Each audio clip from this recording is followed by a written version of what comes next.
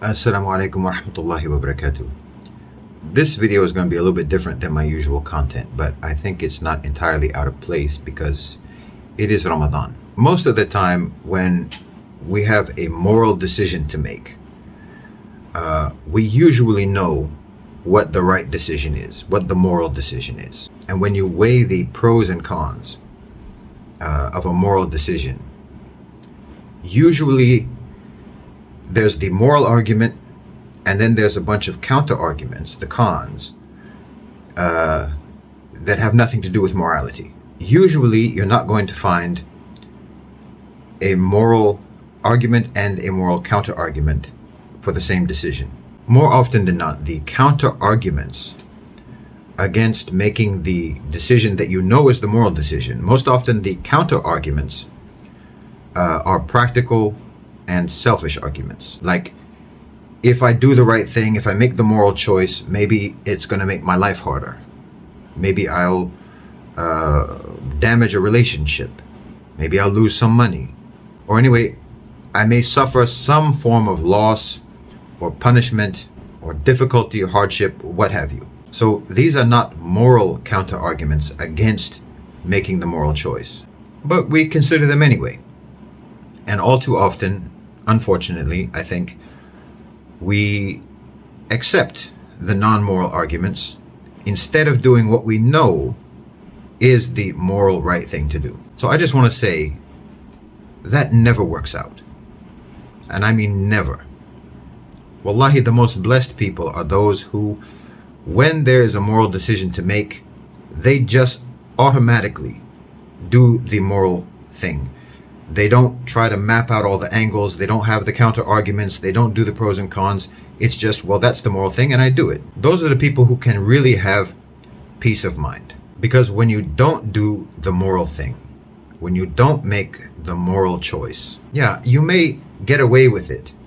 You may avoid all of the obvious difficulties that making the moral choice might have imposed upon you. And seemingly you can carry on with your life without any consequences. But it's not true. Your life becomes mangled immediately. And then you descend into a sort of wilderness in which doing the moral thing becomes less and less persuasive, because you've set a precedence for yourself now of prioritizing something other than morality. So then morality is just superseded by default whenever you have a choice to make. But the thing is, conscience never dies.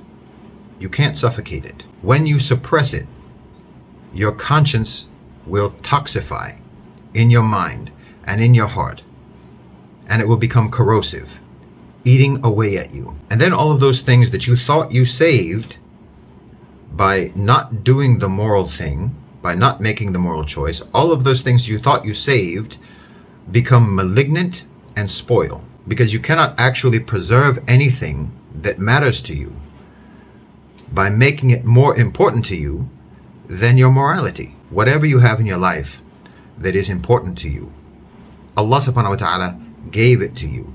And all of those things will become a punishment in the dunya if you make those things more important to you than the one who gave them to you. All of the good and wonderful things that we have in this dunya, all of the things that we love in this dunya, are basically just a test to see whether or not our love for those things will replace our love for our Creator. And if you do that, if you replace your love for Allah subhanahu wa ta'ala with your love for the things that He provided you in this dunya, you will either lose everything or you will decay beyond recognition while trying to keep them. And if you do not choose morally on anything, before you know it, you will have to undo so many immoral decisions just to go back and try to correct the original mistake. It's too daunting for most people. Most people can't face that, and they just carry on down the spiral. They've dug themselves into a hole so deep they can't even bother trying to get out. And yes, I'm speaking from experience and from observing the experiences of others, and I can attest to the fact that Allah subhanahu wa ta'ala eventually will seize you, and seize you suddenly.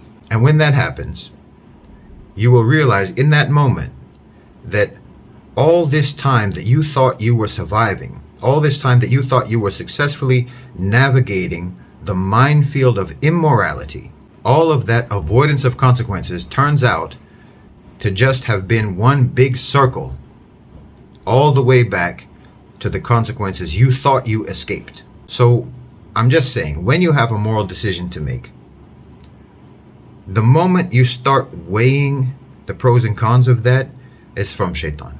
Just do the moral thing and carry on, regardless of what the consequences are. Because the consequences of doing the right thing are always going to be less and always going to be better for you than the consequences of not doing the right thing.